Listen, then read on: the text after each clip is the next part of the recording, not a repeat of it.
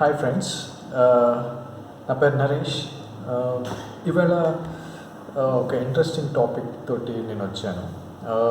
I think ఈ topic ఇంతకుముందు చాలామంది చెప్పి ఉంటారు మీకు. ఇది స్టాక్ మార్కెట్లో ఇన్వెస్ట్ చేయడం గురించి. సో బేసిక్గా స్టాక్ మార్కెట్ గురించి చాలామందికి చాలా భయాలు ఉంటాయి. ఏంటంటే చాలా పోగొట్టుకున్నారు, దివాలా తీశారు, ఇలాంటివన్నీ చెప్తుంటారు. అసలు ఫస్ట్ మనం ఇలాంటివన్నీ ఎప్పుడు జరుగుతాయంటే వెన్ యూ మిస్అండర్స్టాండ్ సంథింగ్, ఇలాంటివన్నీ జరుగుతాయని నా strong feeling, and that is my personal experience కూడా అనమాట. సో జస్ట్ ఇవన్నీ ఏంటంటే నా ఇవి సజెషన్స్ అనుకోండి, టిప్స్ అనుకోండి, where I would like to suggest you guys how to not to do mistakes like me, or నా ఎక్స్పీరియన్సెస్ నుంచి వచ్చిన మిస్టేక్స్ని నేను షేర్ చేసుకుంటే సో దట్ మీకు ఇవి ఉపయోగపడతాయని నేను అనుకుంటున్నాను. అది ఫస్ట్ థింగ్ ఏంటంటే స్టాక్ మార్కెట్లోకి వచ్చే ముందే మీరు ఫస్ట్ పేపర్ మీదే స్టాక్ మార్కెట్ గురించి వర్కౌట్ చేయాలి. పేపర్ మీద అంటే first of all for example మీరు అసలు స్టాక్ మార్కెట్లో ఇన్వెస్ట్ చేస్తే ఒక డిమాట్ అకౌంట్ తీసుకొని మీరు మనీ దాంట్లో నిజంగా పెట్టే కంటే ముందే మీరు ఏం చేయాలంటే ఓ పేపర్ తీసుకొని, పేపర్ ఎందుకన్నానంటే మీరు మామూలుగా బయట టూల్స్ అవన్నీ మనీ కంట్రోల్లో టూల్స్ కానీ అవన్నీ అందరూ చేసేదే. బట్ మీకు నిజంగా ఒక డిసిప్లిన్ తోటి కొంత అనాలిసిస్ ఇట్లాంటివి చేయాలంటే మీరు ఏం చేయాలంటే ఒక పేపర్ తీసుకొని you should start really writing about which company you want to invest. ఇక్కడ ఇన్వెస్ట్ అనే పదం ఎందుకు వాడానంటే జనరల్గా అసలు స్టాక్ మార్కెట్లోకి వచ్చినప్పుడు ఫస్ట్ యూ షుడ్ నో మీరు అసలు ఫస్ట్ ఇన్వెస్టరా ట్రేడరా అనేది ఫస్ట్ డిసైడ్ చేసుకొని ఈ స్టాక్ మార్కెట్లోకి రావాలి. ఇన్వెస్టరా ట్రేడరా అని తెలియాలంటే ఫస్ట్ మీరు ఇన్వెస్టర్ అంటేనేమో it will be something like మీరు నిజంగా కంపెనీలో పార్ట్నర్షిప్ తీసుకున్నంత లెక్క అనమాట. అదే ట్రేడర్ అంటే మీరు ఏంటంటే ఫర్ ఎగ్జాంపుల్ ఒక స్థలం ఉందనుకోండి, రియల్ ఎస్టేట్ ఎగ్జాంపుల్ తీసుకుంటే, సో మీరు ఏం చేస్తారు, మీరు నిజంగా స్థలం మీ పేరున రిజిస్టర్ చేయించుకొని మీరు మీ దగ్గర అట్టు పెట్టుకుంటే మీరు ఇన్వెస్టర్ కింద లెక్క. అలా కాకుండా మీరు ఆ స్థలాన్ని ఎవరికన్నా ఒకరికి బయానా ఇచ్చి, ఓకే, అది మీ పేరున రిజిస్టర్ చేసుకోరు, బట్ మీరు ఏం చేస్తారంటే యూ వెయిట్ ఫర్ సమ్వన్, మీరు ఇంకొకరికి అమ్మడానికి ట్రై చేస్తారు. సో ఇవన్నీ ఏంటంటే ఇది ట్రేడర్ కింద వస్తుంది అనమాట. So you should be very very clear, మీరు ఇన్వెస్టరా ట్రేడరా అని డిసైడ్ చేసుకొని ఈ స్టాక్ మార్కెట్లోకి రావాలి. సో ఫర్ ఎగ్జాంపుల్ ఇన్వెస్టర్ అయి ఉంటే కనుక, ఈ టాపిక్ అంతా నేను ఎక్కువ ఇన్వెస్టర్ వ్యూలోనే మాట్లాడతాను. సో మీరు ఇన్వెస్టర్ అయి ఉంటే కనుక మీరు ఫస్ట్ తెలుసుకోవాల్సిన కొన్ని పాయింట్స్ నేను నోట్ చేసుకున్నాను. I just try to explain one by one. So first investor అంటే మీరు ఏ కంపెనీ గురించి అయితే మీరు ఏ కంపెనీలో అయితే ఇన్వెస్ట్ చేయాలనుకుంటున్నారో దాన్ని ఖచ్చితంగా మీరు ఒక పేపర్ మీద రాసుకొని, అదే కంపెనీ మీరు ఎందుకు ఇన్వెస్ట్ చేయాలనుకుంటున్నారు అంటే ఫ్రెండ్స్ చెప్పారనో, లేకపోతే టీవీలో చెప్పారనో, లేకపోతే మీ ఫ్రెండ్ ఎవరో ఇన్వెస్ట్ చేశారనో, ఇలా కాకుండా మీరు సొంతగా, అంటే జనరల్గా మీరు సొంతగా ఏదైనా కొనుక్కుంటున్నప్పుడు మీరు ఎలా అయితే ఆ వస్తువు గురించి తెలుసుకొని మరీ మీరు ఆ వస్తువు కొనుక్కుంటారో ఇది కూడా అలానే చేయాలి. సో మీరు ఒక పక్కా బిజినెస్ మ్యాన్ లాగే ఆలోచించాలి. సో మీరు మీ డబ్బుల్ని వేరే వాళ్ళ మీద వదిలిపెట్టినట్టు బిహేవ్ చేయకూడదు. ఫస్ట్ మీకు డిసిప్లిన్ అనేది ఉండాలి. సో ఈ మాట ఎందుకు చెప్పానంటే ఫస్ట్ నాకు కూడా కొద్దిగా ఇట్లాంటి ఎదురు దెబ్బలు తగిలాయి. సో డిసిప్లిన్ అనేది మనం ఎప్పుడు లూజ్ అవ్వకుండా చాలా జాగ్రత్తగా చేయాలి. సో ఫస్ట్ థింగ్ ఏంటంటే ఆ కంపెనీ ఎందుకు ఇన్వెస్ట్ చేయాలనుకుంటున్నారు అనేది మీకు క్లియర్గా తెలిసి ఉండాలి. అంటే ఫర్ ఎగ్జాంపుల్ కంపెనీ ఫండమెంటల్స్ అంటే అసలు ఈ కంపెనీ ఓనర్స్ ఎవరు, వాళ్ళు ఎక్కడ ఉంది, వాళ్ళ హెడ్ క్వార్టర్, వాళ్ళు వాళ్ళు అసలు ఏ మార్కెట్‌లో వాళ్ళు ఉన్నారు. For example sector. For example if you take ఈ మధ్యన మనం హాట్ టాపిక్ మాట్లాడుకునేది ఆటో సెక్టర్ అని, లేకపోతే ఎఫ్ఎంసీజీ అని ఇట్లా మాట్లాడుతుంటాం కదా. సో మీరు అనుకున్న కంపెనీ ఏ సెక్టర్‌లో ఉన్నది అనేది ఫస్ట్ మీరు గమనించాలి. ఆ సెక్టర్‌లో ఉన్న కాంపిటీటర్స్ ఎవరు? అసలు ఆ సెక్టర్‌లో ఏ కంపెనీస్ ఉన్నాయనేది మీరు క్లియర్‌గా గమనించుకోవాలి. ఫర్ ఎగ్జాంపుల్ ఆటో సెక్టర్ తీసుకుంటే ఆటో సెక్టర్‌లో మీకు I'll just list some company names like Tata కానీ, అశోక్ లేలాండ్, మారుతి, ఇలాంటి కంపెనీస్ అన్నీ ఏంటంటే ఆటో సెక్టర్ కిందకి వస్తాయి. సో ఈ ఆటో సెక్టర్స్లో ఈ కంపెనీస్ కాకుండా ఇంకా అసలు ఏ కంపెనీస్ ఉన్నాయి, అసలు వీళ్ళు ఆ కంపెనీస్లో వాళ్ళు ఏ ప్రోడక్ట్స్ సెల్ చేస్తుంటారు, ఆ ప్రొడక్ట్స్ తాలూకా అంటే ఫర్ ఎగ్జాంపుల్ అంటే మనం జనరల్గా ఒక కంపెనీ గురించి తెలుసుకుంటున్నప్పటి నుంచి you will get to know lot of details. ఆ డీటెయిల్స్ అన్నీ మీరు చాలా జాగ్రత్తగా అబ్జర్వ్ చేస్తూ ఉండాలి.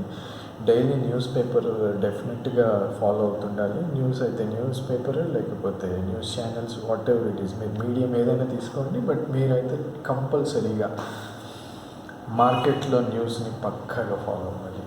ఓకే. సో ఫండమెంటల్స్ అంటే ఏంటంటే ఓనర్స్ ఎవరు, వాళ్ళ బ్యాలెన్స్ షీట్ ఎలా ఉంది, వాళ్ళ మీద ఏమన్నా డిస్ప్యూట్స్ ఏమన్నా వస్తున్నాయా, లేకపోతే వాళ్ళు కంపెనీ బ్యాలెన్స్ షీట్ రెగ్యులర్గా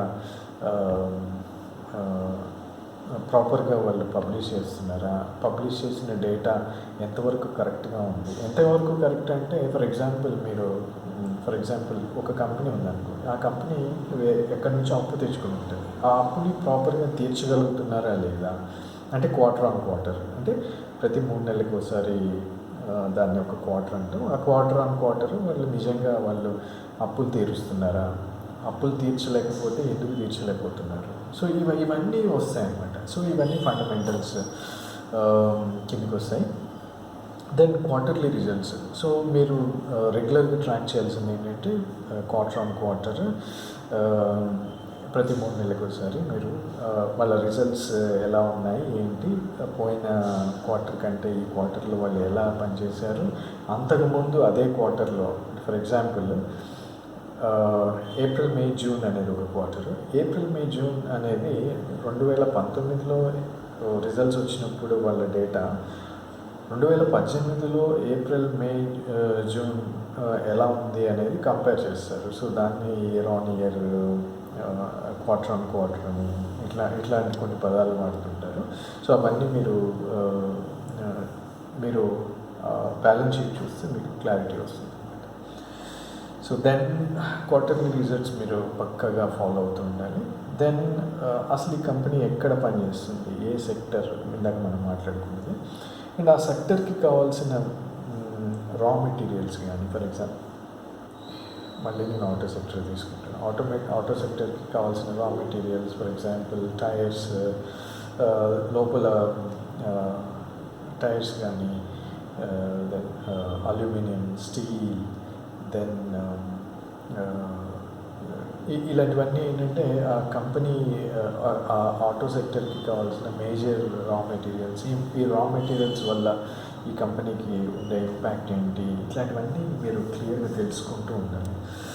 సో దెన్ ఇది ఎందుకు అంటున్నానంటే ఫర్ ఎగ్జాంపుల్ మీరు కనుక భారత్ పెట్రోలియం కానీ, ఓఎంసీస్ అంటారు, ఓఎంసీస్లో Bharat petroleum or Indian oil corporation or HPCL తీసుకుంటే వాళ్ళకి రా మెటీరియల్ ఏంటంటే క్రూడ్ ఆయిల్ ప్రైసెస్ అనేవి మీరు ఎప్పుడు చాలా జాగ్రత్తగా పరిశీలిస్తూ ఉండాలి. ఇంటర్నేషనల్ మార్కెట్లో క్రూడ్ ప్రైసెస్ని బట్టి ఇక్కడ మన కంపెనీలో లాభాలు ఇంపాక్ట్ ఉంటుంది కాబట్టి, సో మీరు చాలా కీన్గా అబ్జర్వ్ చేస్తూ ఉండాలి. ఓకే, కీన్గా అబ్జర్వ్ చేయడం అంటే రోజు మీరు ట్రాక్ చేస్తుండాలి అంతే. సో ఎలా ఉన్నాయి ఏంటి ప్రైసెస్ అని. సో ఇట్లా మీరు రా మెటీరియల్స్ గురించి, ఆ రా మెటీరియల్స్ కాస్ట్ ఎందుకు పెరిగింది, ఎందుకు తగ్గింది, ఇలాంటివన్నీ తెలుసుకోవాలి. అండ్ దెన్ కంపెనీ ఎక్స్పెన్సెస్ ఎట్లా ఉన్నాయి, అసలు కంపెనీలో ఆపరేషనల్ ఎక్స్పెన్సెస్ అని,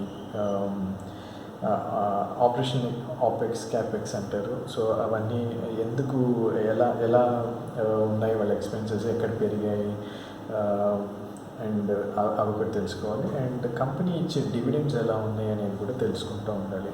కంపెనీ డివిడెండ్స్ అంటే మీరు వచ్చిన లాభాల్లో కొంత షేర్ని డివిడెండ్ అంటారు అనమాట. ఏం లేదు, సింపుల్గా ఒక కంపెనీ తను చేసిన బిజినెస్లో వచ్చిన లాభంలో చిన్న భాగాన్ని డివిడెండ్ అంటారు. దాన్ని ఉన్న షేర్స్ అందరికీ సమానంగా పంచుతారనమాట. సో దాన్ని డివిడెండ్స్ అంటారు. సో ఆ డివిడెండ్స్ ఎలా ఇస్తున్నారు, ఎందుకు ఇవ్వలేదు, అంటే కొంతమంది ఒక ఫైనాన్షియల్ ఇయర్లో తీసుకుంటే Q1లో ఇస్తారు, కొంతమంది Q2లో ఇస్తుంటారు, కొంతమంది అన్ని క్వార్టర్స్ ఇస్తారు. సో ఇట్లాంటివి ఎలా ఉన్నాయి ఆ కంపెనీ గురించి మీరు తెలుసుకోవాలి. దెన్ రిస్క్స్ చూడాలి. అంటే మార్కెట్లో ఉండే రిస్క్స్. ఇప్పుడు ఏమంటున్నారంటే రిసెషన్ వచ్చింది కాబట్టి ఎవరు మళ్ళీ ఎగ్జాంపుల్ ఆటో సెక్టర్లో ఎవరు తొందరగా కొనుక్కోవట్లేదు వెహికల్స్, కాబట్టి సేల్స్ తగ్గిపోయినాయి కాబట్టి ప్రొడక్షన్ ఆగిపోయింది కాబట్టి లాభాలు తగ్గిపోయినాయి కాబట్టి షేర్ మార్కెట్లో దాని షేర్ ప్రైస్ తగ్గిపోయిందని ఇట్లా ఇవన్నీ గమనించాలన్నమాట. సో బేసిక్ ఏంటంటే మీరు ఇన్వెస్టరా ట్రేడరా అనేది క్లియర్గా తెలుసుకోండి and then start investing. Okay, నేను just I would like to give my disclaimer. Maybe ఫస్ట్లో నేను మామూలుగా పబ్లిష్ చేసినా కానీ మీరు ఇవన్నీ ఏంటంటే నా ఎక్స్పీరియన్సెస్ కొద్దీ నేను I'm trying to explain. So మీరు కూడా ఈ టిప్స్ కానీ, సజెషన్స్ కానీ, వ్యూస్ కానీ, ఇన్పుట్స్ తీసుకుని మీరు జాగ్రత్తగా ట్రేడ్ చేసుకుంటారని నా సజెషన్. కమాన్. అండ్ నేను కొన్ని జనరల్గా కొన్ని ఇంపార్టెంట్ టిప్స్ చెప్తాను. అవి ఫ్యూచర్లో ఇంకా కొన్ని వీడియోస్ చేసేటప్పుడు ఇన్వెస్టింగ్ ఇంకా మీరు ఫస్ట్ ఇన్వెస్టరా కాదా అని తెలుసుకోవడానికి చేసిన వీడియో కాబట్టి I will just limit my conversation to only investor. అంటే మీరు అసలు ఏమేమి పట్టించుకోవాలి ఏంటి అనేది నేను చెప్పాను. నెక్స్ట్ వీడియోస్లో విల్ ట్రై టు సీ అసలు మీరు ఇన్వెస్ట్ చేసే ముందు మీరు జాగ్రత్తగా ఎలాంటి ఈ షేర్ మార్కెట్లో ఏంటంటే ప్రతిరోజు కొత్తగా ఉంటుంది. సో మనం ఏదో అల్గోరిథం కనుక్కున్నట్టుగా ఉంటుంది, అంటే ఏదో ఒక ప్యాటర్న్ని కనుక్కున్నట్టుగా ఉంటుంది అనమాట. But every time it is a new thing that you will be learning. So మీరు ఏదో కొత్తగా నేర్చుకుంటారు. సో నేను నా ఎక్స్పీరియన్స్లో నేర్చుకున్న టిప్స్ అవన్నీ I will try to share in my next videos. So keep watching. మీరు సబ్స్క్రైబ్ చేసుకుంటే probably you will get to know more details. Thank you.